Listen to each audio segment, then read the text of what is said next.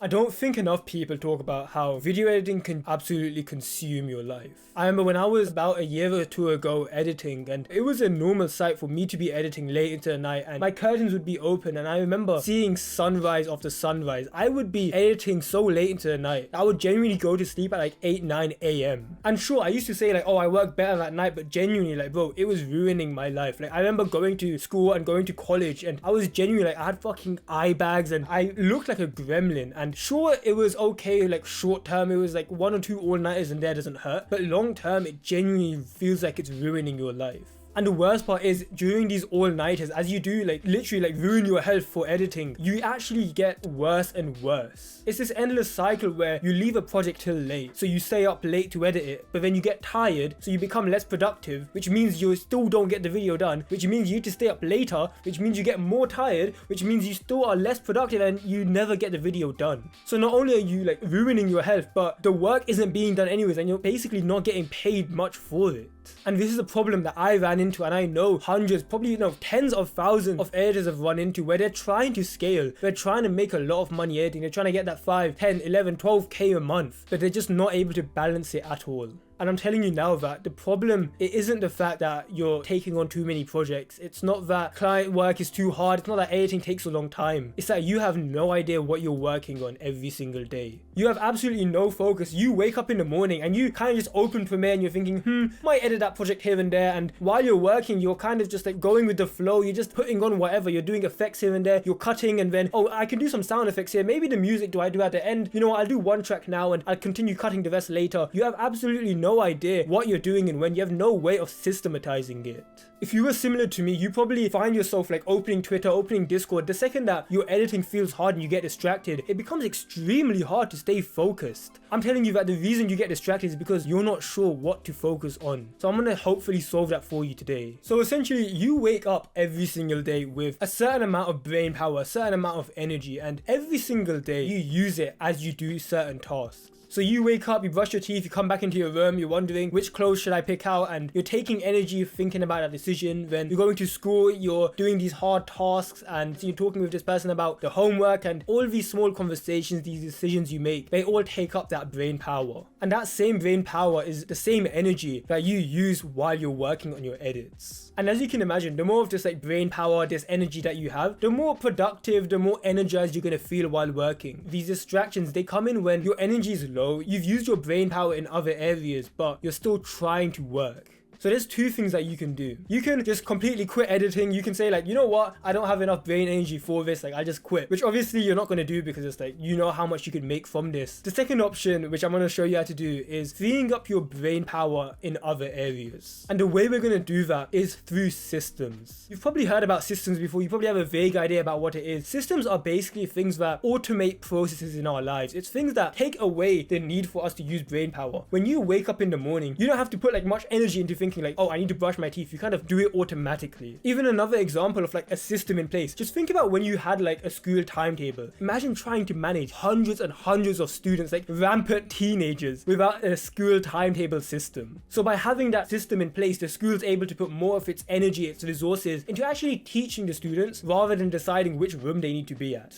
So now let's talk some ways where, as an editor, as like I'm assuming you're kind of young as well, like you're probably, maybe you're in school, you just left, but like you might have other commitments. So what are some ways that we can reduce this brain power that's being wasted throughout our day? You probably noticed that I wear the same shirt every single day. Every single video, the black t-shirt, the chain, and you can look at my other videos. This is genuinely what I do. And of course I have other clothes, but I've had people that like genuinely take the piss out of me wearing the same clothes. I've had people ask if I do it like just for YouTube, just while I'm working, but genuinely, this is my outfit, whether I'm going out with my friends, with my family, whether I'm at home, whether I'm working out in the gym. I wear the same t-shirt every single day, and that's not because I'm like some weird like minimalistic guy, but first of all, I like how it looks. Second of all, it allows me to put my brain power into things that actually mean more to me. Of course, I value looking good. I like the idea of looking clean and presentable, but I'm willing for like 1 or 2 people to kind of like comment on it or say like something bad about it if it means I'm able to put more of my energy towards things like editing and teaching and to like social things that I actually care more about. Same thing with meals. Most people don't realize, but they spend a lot more time thinking about what they eat and more time on food than they actually actually realize. People think that it takes 20 minutes a day to eat food, or maybe an hour a day to eat. You might not believe me, but it's genuinely more like 6 or 7. Because first of all, of course, you have, let's say, 2-3 meals a day, right? Maybe it takes 20-30 minutes to eat each one. And then a lot of people stop there, they think about that. But even before that, you're just thinking about, oh, what could I eat? Do I need to go get groceries? Do I need to ask mum to buy something? It's like, there's so many thoughts. So it might take you 2 hours of preparation of just like the thought and then making the food and choosing what to eat before you even eat a meal. And then half an hour to eat it. And then half an hour to clean up after yourself. Then an hour where you're bloated and you can't work and your mind, you got like brain fog. It's probably going to take you 2, 3, 4 hours per meal.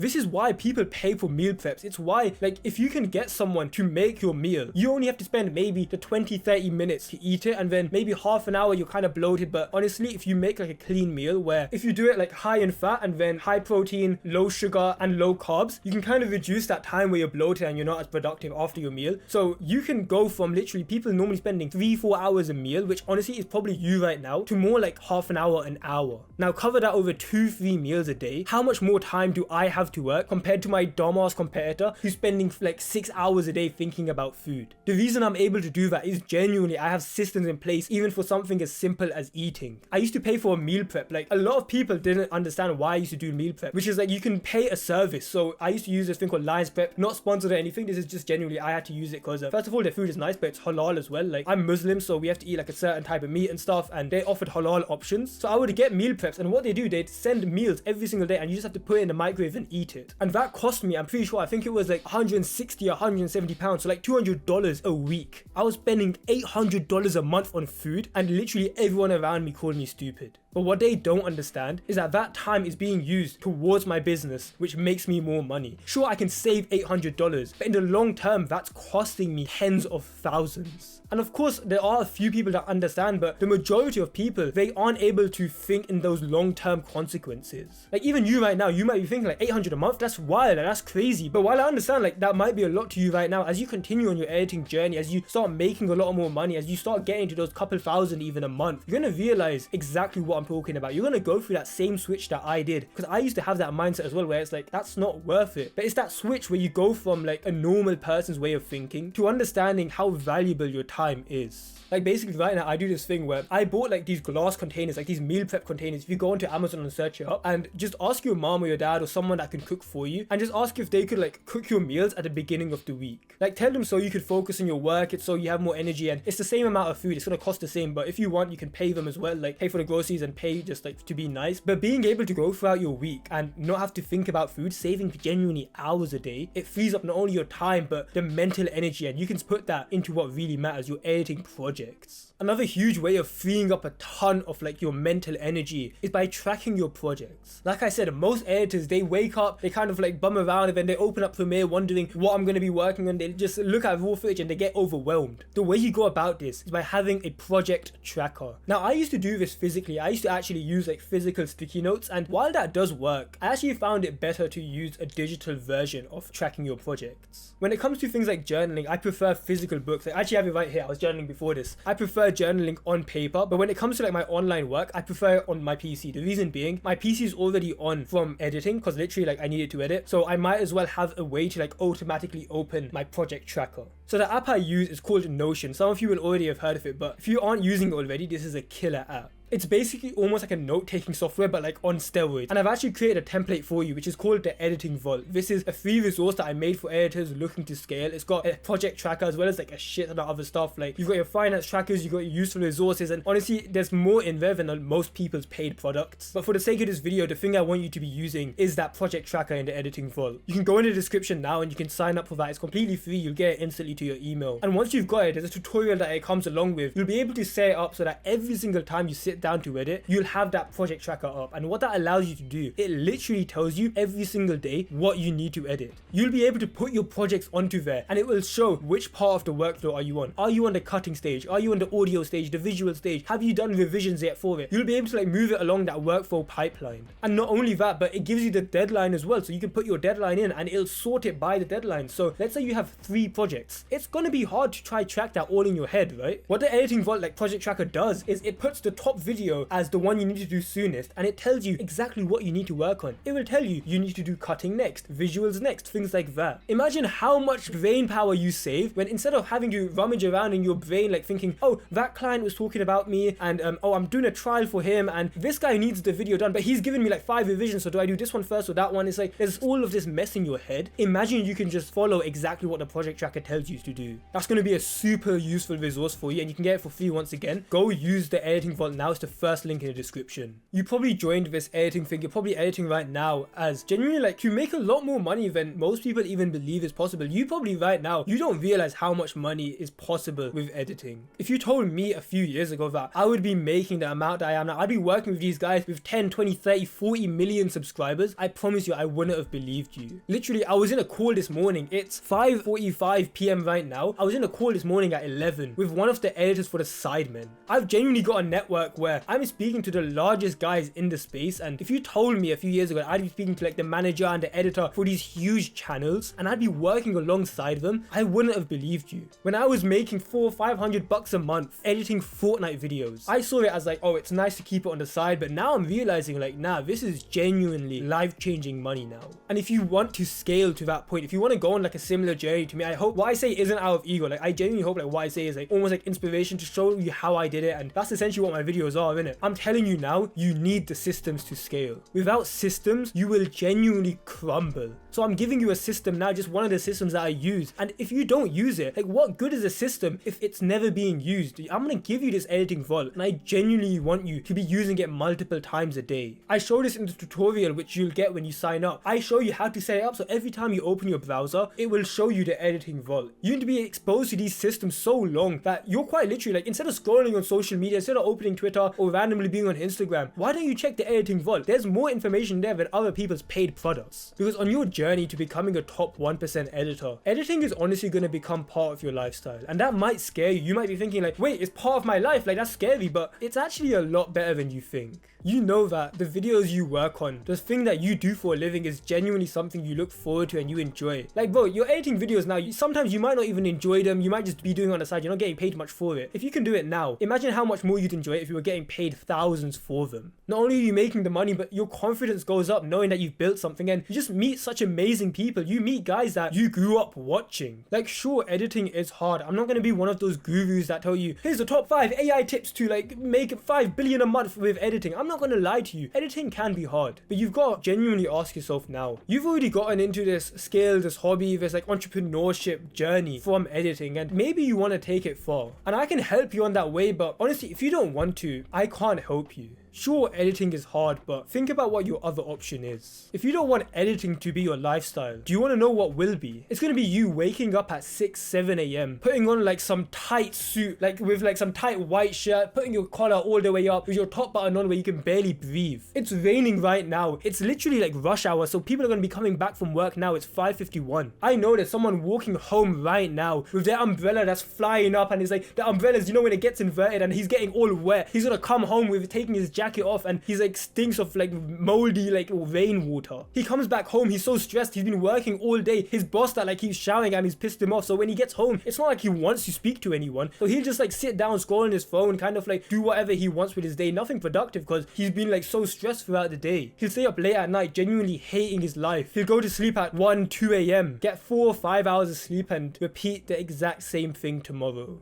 If that's the lifestyle you want, so be it. And you might think I'm exaggerating right now. It's like, oh, what's this 18-19-year-old saying? Like, he's a bit, what does he know? But bro, I promise you, like, I've got like a good social circle. I speak to a lot of people, and most people my age go to university, and I don't think I've heard a single person ever say like something good about it. Of course, it's like, oh, I enjoy this part of the course, but over a long enough time, like, bro, they all end up hating it. When have you ever seen a person that only has good things to say about university or a normal job? This idea of work, like even the word of work has been like stained in so many people's minds. People see work as a bad thing because they've been given like a shitty boss. They have to do tasks that they don't want to do. I genuinely sit here today. This is technically my work. I work for a long time and I love what I do. I genuinely have times where people say they want to meet me, and of course I love social connection. I have friends that I love to talk to, but there's times where I would rather say like, yeah, I would rather work, bro. I want to record this video. I'd rather edit right now. If you want to get to that point, you make a decision that you want to incorporate the systems and actually scale your editing career. Because if editing doesn't become part of your lifestyle, the 9 to 5 will be. Just like everyone else you see, you'll live that.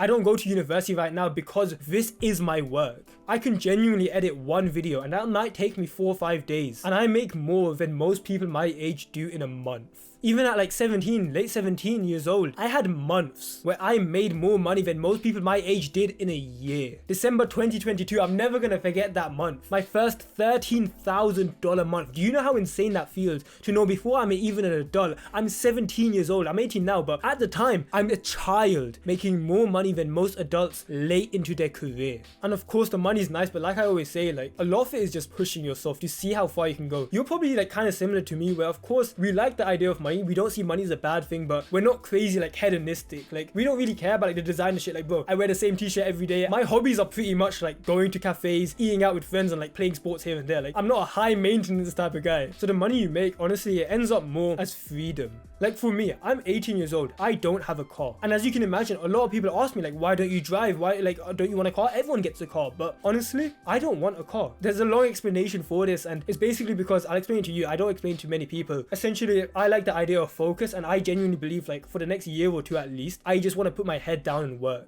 And I know that when I buy a car, it's like first you got all these expenses, but further than that, it's the fact that it takes your attention away for the main thing. Because as soon as you get a car, that's when suddenly you're going to be going out with your mates like 1 or 2 times more a week. You're going to pop to the random shop, you're going to go shopping here and there, you're going to meet these people in like another town. It's like you start introducing these new things, and you might think like, oh, just use discipline. That's what everyone says, just use discipline. But it's like, why use discipline when you could just eliminate the distraction completely? And I've had people ask like, don't you get embarrassed? And honestly, I don't. I genuinely believe like the confidence that people get when they say they have a car, like I think it comes out of insecurity. Like people buy like nice cars, even my age, like most people start with like a Corsa or like whatever, but there are a few guys that have like the BMWs, the Audis and stuff. And genuinely, I can tell someone's relationship with money depending on how proud they are of the car they have. I know guys that spend like 3,000-4,000 pounds on like a normal Audi, and it's like, don't get me wrong, 3,000-4,000 pounds is a lot for someone, but if you're flexing that means that you're genuinely like, you think like 3-4k is a lot. And that's not me trying to be arrogant, but genuinely like I see it as I would rather make money, and like my confidence comes from knowing like I can buy the car if I want. Like bro, if I wanted to, I could buy a new car every month. So when people say like, oh, are you not embarrassed? Like genuinely no. I don't even know where I was going with that point.